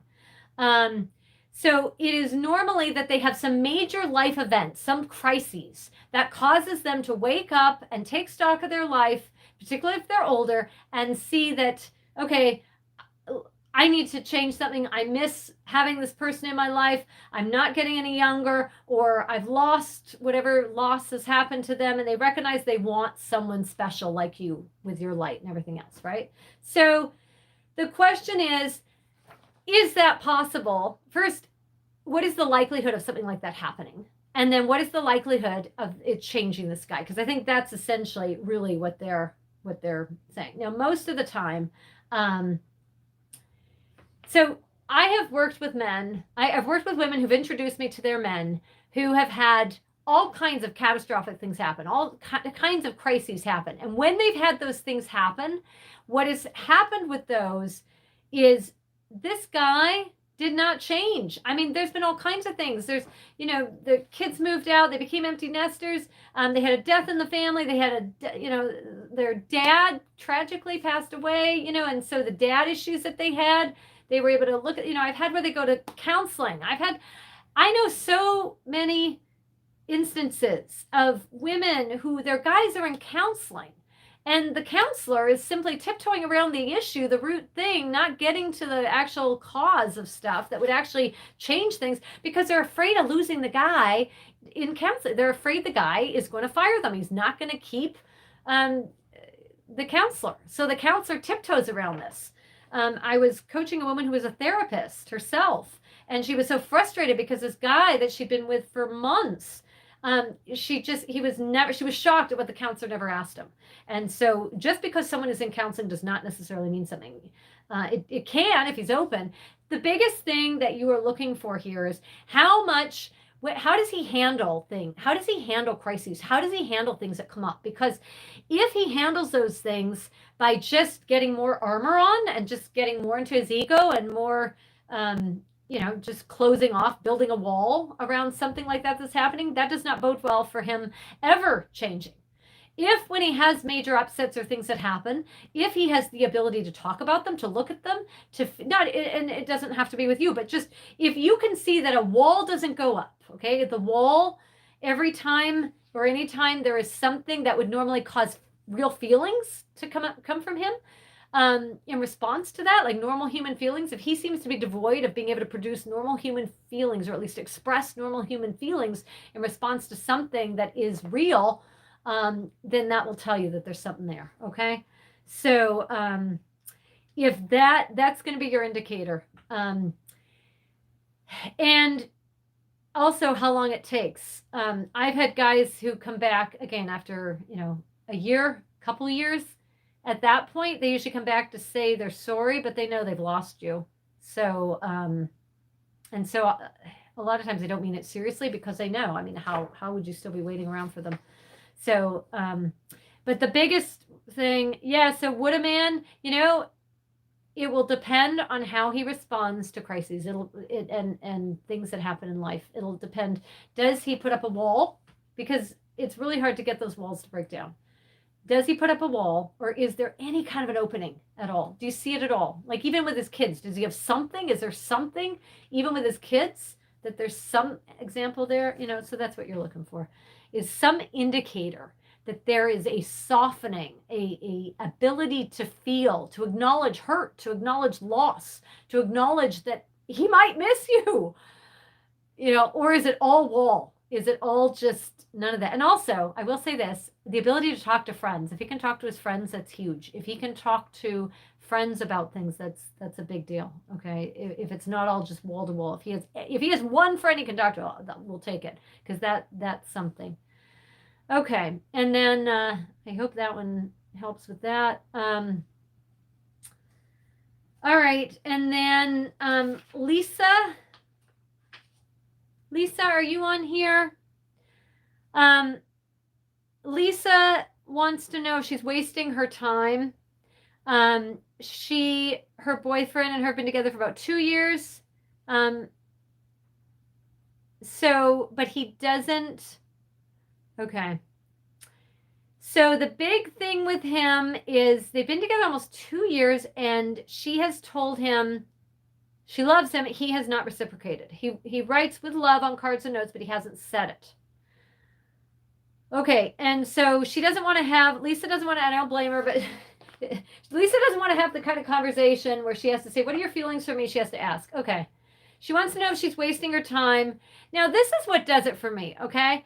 Lisa ends by writing, he's the best boyfriend I've ever had, and I'd hate to let him go, but does he love me? Okay, so what do I think? What do I think, Lisa?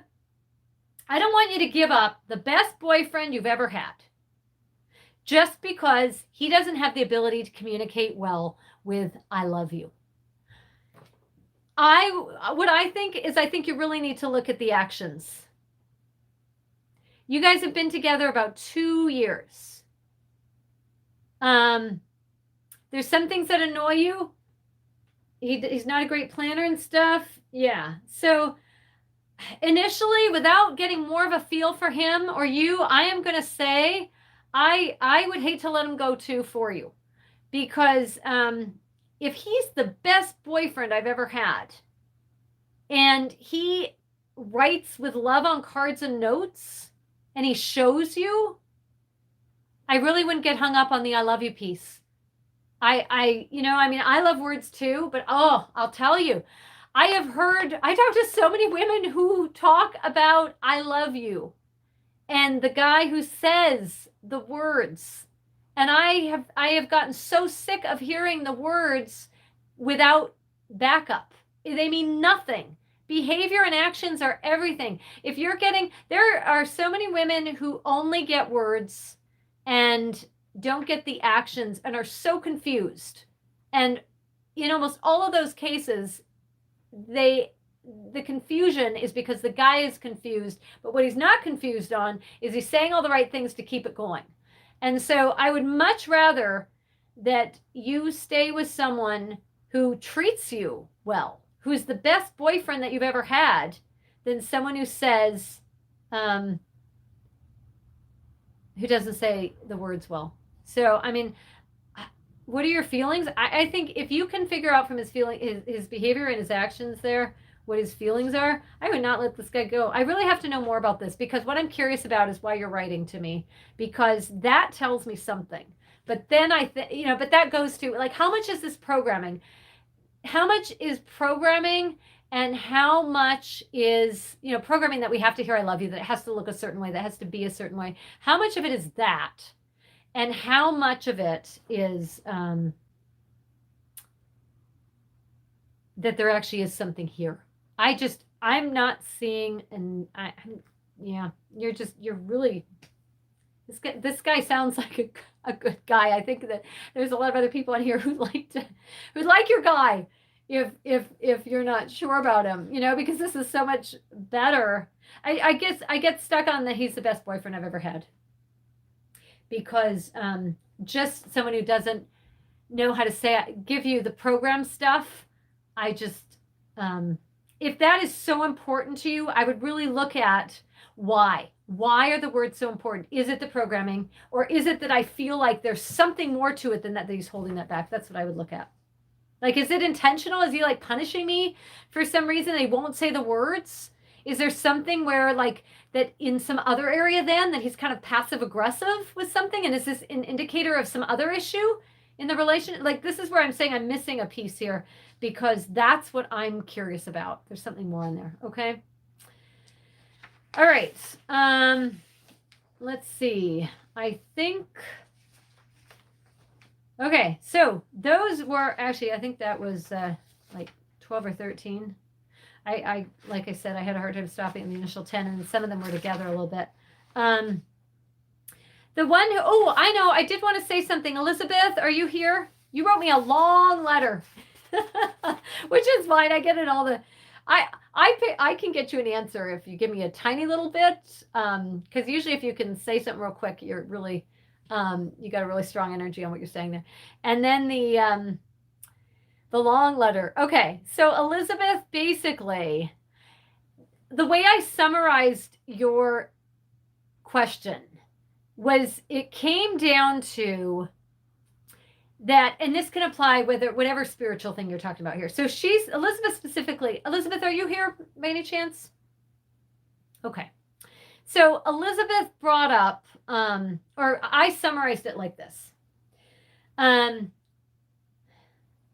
Elizabeth is scared to, so she's with a guy who, after 3 years, concedes that he is holding back. He struggles with moving on from his ex. Okay. So he has an ex-wife. He struggles with moving on from her.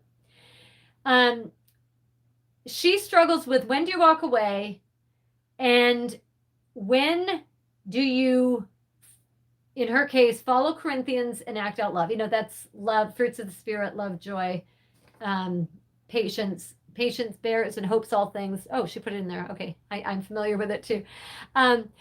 So she's scared to stay and go backwards again, but she's scared to leave if God brought us together and is calling for growth on both our parts, which could ultimately be a beautiful relationship. And the reason why I wanted to summarize that into that is because whether you believe in God, okay, whether you believe in just the universe or some spiritual, whether you are just spiritual, whatever it is, okay, it is very similar that there can be this fear around when you feel strongly that God brought you together, when you feel strongly that the universe brought you together, that there is some higher power that brought you together, you can feel like you're messing now with God's territory. And so there can be fear either way. Do I stay? Do I go when I'm supposed to be love? I mean, and a lot of this is programming. I mean, there's there is all the spiritual side of it, but there is also really deep programming that says you got to give and give and give and give and give and give, right? And keep giving. And you're the one, right? If you're the helpmate. I mean, there's just, I come from lots of backgrounds here. So I understand wherever you're coming from in terms of looking for it being more of a spiritual thing or a religious thing or whatever you want to call it. But whatever it is, there can have a real feeling, there can be a feeling here that you're going against God and then you're going to be punished. And it can be a really scary thing. So I want to tell you one thing. God is love. The Spirit is love. The universe is love. Okay? There is love there. There is not this punishment, hell and brimstone stuff. There is not all of that. There is love here for you. And so love comes from a place where it is not a do this or do that and you got to figure it out or you are going to be punished. There is grace. Okay? Or you're not going to get what you want. You don't even have to call it a punishment. You're not going to get what you want. You're going to mess this up if you don't do what you are supposed to do, right? Because that is not just a spiritual message. That is also a very cultural message if you don't do what you're supposed to do. So anyway, my point is here that you are not meant to be a martyr.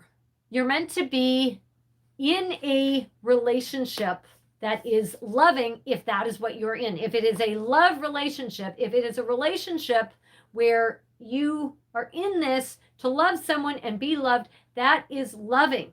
And you are not, it is supposed to feel loving. It's not supposed to feel like you are a martyr.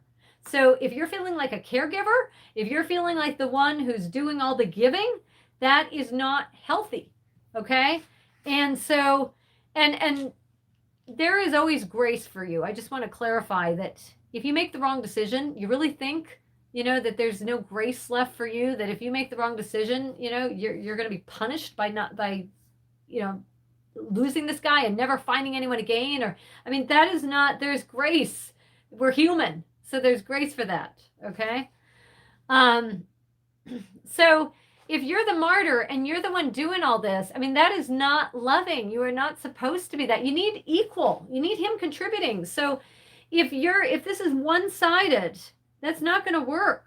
And if this is about some higher power bringing both of you together so that you can now grow and come together and turn this healthy, beautiful relationship into something beautiful, it's only a healthy, beautiful relationship if both parties are healthy and beautiful, and whole. And you can get that way. Relationships can heal us, but it is really difficult if one person is contributing more than the other all the time. So, I would look at like how much is there reciprocal, how much of this is reciprocal? How much is there, both of you contributing? What is the desire that he has to contribute? There is a fine line between martyrdom where you're supposed to be patient and bear and hope all things, and you're the only one doing it. You're the only one bearing all things. You're the only one going through that. And so there has to be something coming from him. There has to be some kind of reciprocity where it's coming from him, where he's contributing too, or you will burn out and you will become resentful. That's the main thing. You will become resentful. And you will become resentful in ways that it will hide in passivity, but there is going to be stuff coming up here that is going to destroy the relationship, even if you stay and think that you can be patient and bear all things and keep, following that. You can't do that if you can't do it. Like if you're pretending you can, if you think you can, if you're following a script that you can do this, you can't. You will end up so resentful. You will end up hating this man and you will feel like you can't. So you're going to feel absolutely trapped and you are going to, you will lose yourself. So you have, this is the spiral, right? This is the spiral. So really if you are feeling, you did have a note in here that you're feeling like you're betraying yourself by staying, I mean, that sure says a lot. I mean, it sounds like it's come down to choosing you or choosing him. And that is going to be the hardest choice for you to make if you are in this mindset where in the back of your mind, or even in just the predominant part of your mind, you're hearing a message that says, I have to stay in this relationship, or I have to be present here. I have to, this is my godly duty, or this is my whatever. I don't want to get into all the different types of factions we can veer off on, but I could talk about them at length because this is so much of where I come from. But really what you have to look at here is if it is a choice between you and him, if it feels like you're betraying yourself by staying, something is really wrong here and something has to change. So that's the bottom line. Something has to change. And I don't know what that looks like for you, but I know something has to change, and you can try to talk to him about it. I mean, I would not leave something like this without, where you feel so strongly that, this is like a sweet man, and you're both in this, you both have your faith, you both, may need to grow. This is an opportunity for you to have an honest conversation with him about that. So I would not leave before that. But the frightened piece, I could talk about that at length, because part of this is just the programming has us frightened. The programming has us scared. The whole, what I would look at is just remind yourself about the love. Remind yourself that God is love. Remind yourself about grace. Okay, because that's in your religion too here. That's in the spirit, that's in this here. That's certainly, when we talk about Corinthians, we talk about, all the other parts in there about love, and you're not supposed to be the martyr. That can lead to abusive, even just emotionally abusive situations when you can be manipulated. And I'm not saying that's what this is, but I'm just saying that you need to remember that what is worse is resentment that comes from staying in something that isn't the place where you want to be, but feel trapped. Okay, trapped is the worst. So if you're not trapped yet, this is the time to get out and get this out of your, not get out yet, but get this out so that it doesn't just stay and fester in your mind, where you are just building all this up and thinking about all this. This is really a conversation that needs to happen with the two of you. And there are ways to do that, and I can help you with that. But this needs to be something where you see him for where he is at, and you see him as an equal, and you see yourself as an equal to him, and that's going to be hard, because everything you're talking about here in your letter, in your email, it really, there's definitely going to be like a feeling of where you have to struggle to feel powerful in here. And that's the piece that you need to have a conversation with him, where you can talk to him as an equal, where you remember your power. Okay. You can change this. There can be a shift in this, and you may find that he's ready to have that conversation. You may find that he's lacking in direction, in where to go from here, and he is actually looking to you for this to come from, and to be the light for that, and he may be receptive to that, but you won't know until you talk to him about it. And his comment about not going to counseling in the beginning, that he wouldn't go because if you needed help so soon in your relationship, then there must be something wrong. Is he willing to go to counseling now? I mean, that's the thing. Is he willing now? Because if the two of you go together, you've got a shot at it. If you go together, it's much better.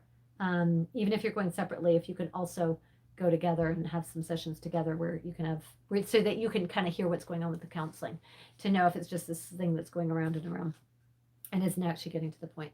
Okay. All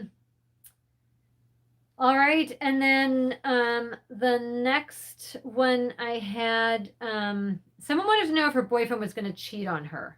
I believe that was from, okay. So anyway, someone mentioned that, Kathleen, she wanted to know if he was going to cheat on her.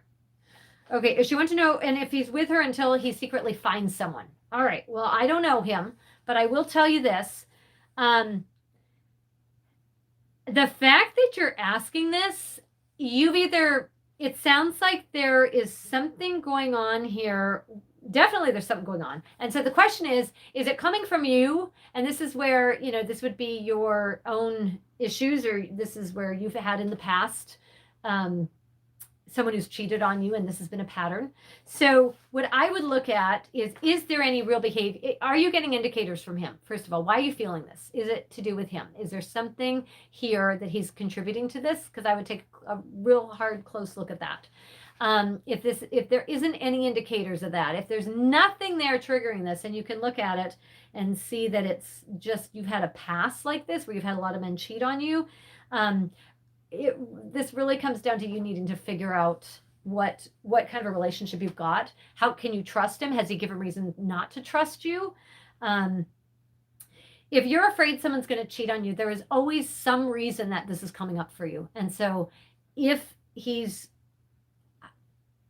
looking at, if you're looking at his behavior and seeing what he's doing, if you can pinpoint something, I think that would be a reason to believe he could. If there's actually something there, that would be an indicator. Yeah, he probably will. If there's already things that are showing you that, if there's already behaviors that are making you question it, then there's something there. If this is just coming from you, and your past, then look at that as being, okay, so that's an area I need to look at and maybe work on myself, if you haven't already, what is making me feel this way, and why do I feel I'm not worthy of someone who just wants to be for me? And I would ask yourself, I think you've got some questions to ask yourself, to know that about him. Okay. And then, Deborah, are you on here? Hi, Deborah. I'm not sure if you're on here or not, but I have a feeling you're going to see this at some point. So I just wanted to say, because Deborah wants to know how to not hyper-focus on each and everything in the beginning of dating. Is he texting me enough? Is he asking to hang out enough? Is this going to turn into a situation where he's not good enough for me? Where he's not good for me? Where I'm too good for him? How do I tell that he won't string me along? So she doesn't want to miss anything. So she wants to know how to not hyper focus on each and everything in the beginning of dating. And my answer here is just so clearly on living your life. I know that's kind of cliche, and it kind of, is a one size fits all for all kinds of things to lump in there, but literally, it is just really, really important to not stop and focus everything. It is so important to not stop life because you have a good guy, because you have a new guy, because there's intense chemistry, because you're so excited about this new guy. Time will tell, and just know that. I know that's, again, I know how hard it is to not... that is so hard, to not jump ahead and to not overthink and to not think about all these things. But the number one thing, live and not.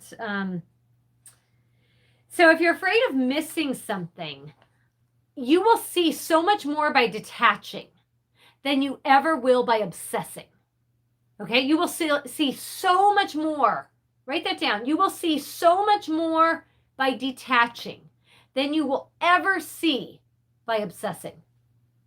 So what I would try to do with that, because when you're obsessing, you're like bringing everything in. Because again, you're trying to control this. You're trying to control it. So, because you don't feel like you have control over him or it. So I would really look at, if you can detach, you will see more, because you'll be able to see more from a position of being more outside than here in the middle. So right in it, right in the midst of it, where everything is like, oh, what does this mean? And what does this mean? And what does that mean? So that's what I would do. So that's what I would focus on, because it is really hard not to focus on everything. You don't know him yet. Remind yourself of that. That really helped me. I always thought I knew. You jump to conclusions. You make assumptions. You assume you know this guy. You assume you know what you're talking about, and everything you're saying about the guy is just, it's so easy to think, oh, this equals this equals that, this means that. And you assume so much. Don't assume anything. You're learning about a guy. You don't know him yet at all. You're still your own person. He's his own person. He's he's separate from you. You're separate from him. You're getting to know him. You're going to learn more about him.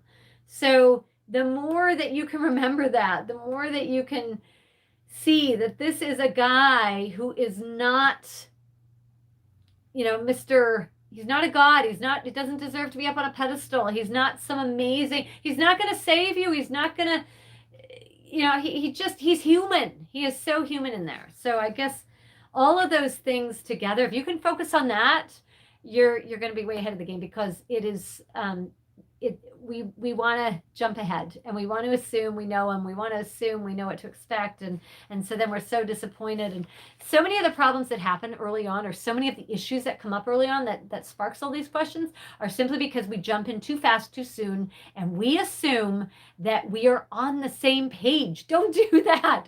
Don't assume you're on the same page. It goes back to where I was saying, if you've only attracted emotionally unavailable men, just simply accept. Matter of factly, I attract emotionally unavailable men. I am drawn to them. I am attracted to them. The chemistry is what is there between us, and simply look at it as I need to look at who I am, what page I'm on, know that that's for me and that's where I'm at, and not allow myself to get ahead with someone with where he may be at. You don't know him yet. So I don't know where you need to put that somewhere, put it above your mirror, put it somewhere so it pops up so you can see it regularly. But I don't know him yet, because that is just, literally that one thing saves you so much pain, just knowing that. Okay.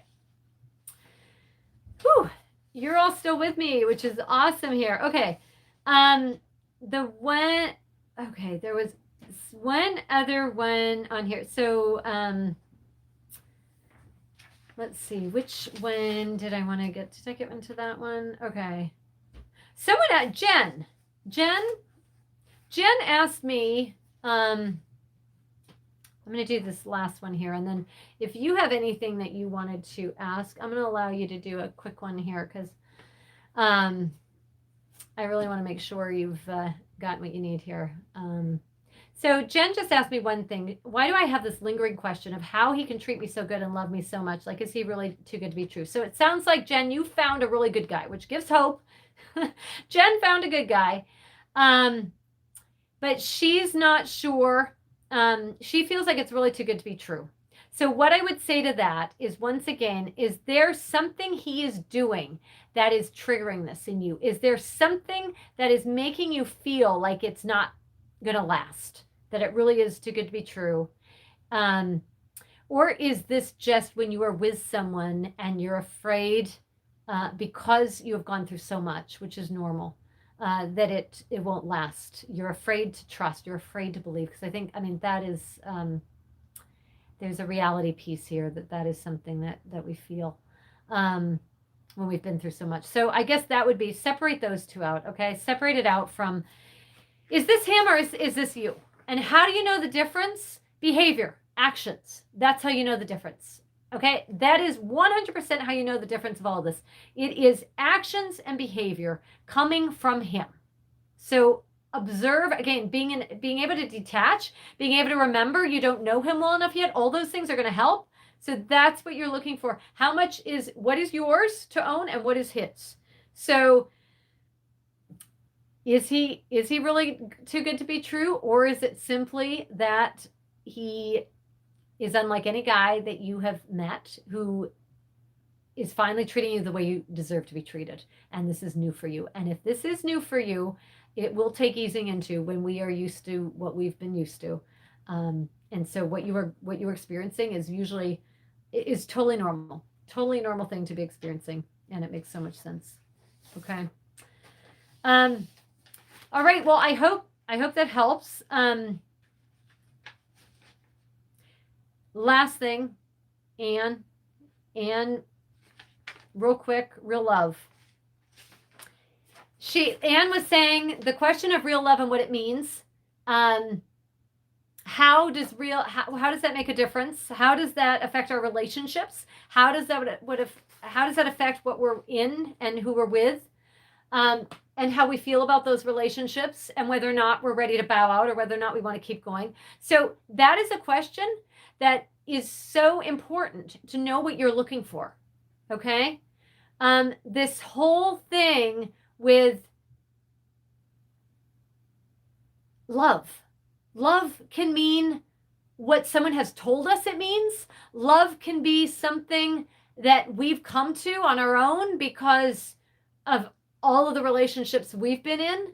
So that has changed and has influenced what we see with love. It can be expectations of everyone else, and it can be something where we feel we have to check boxes because of someone else. So I guess the biggest thing I want to say about this real love thing is that it really matters. It really, really, really matters what your definition of real love is and whether or not your definition of love is the same as the person you're with.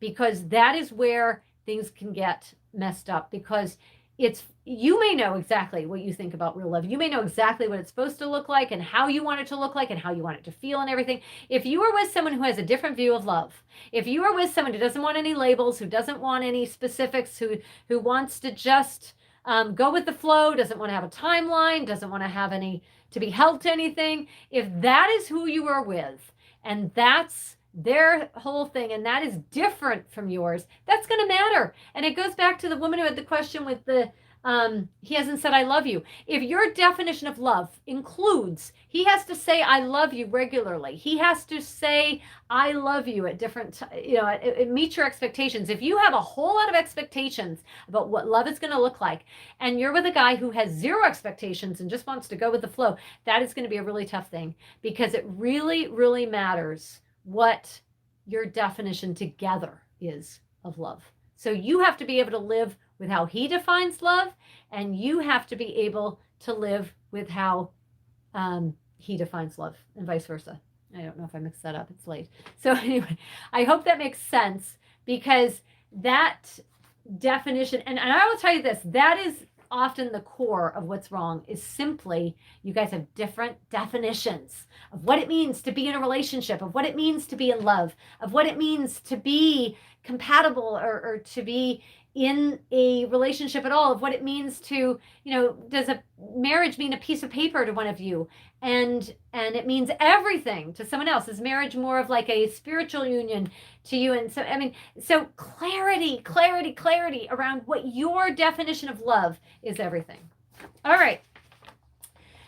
That's it. I'm going to wrap up our live. I just want to say thank you so much for being here. I loved having you here.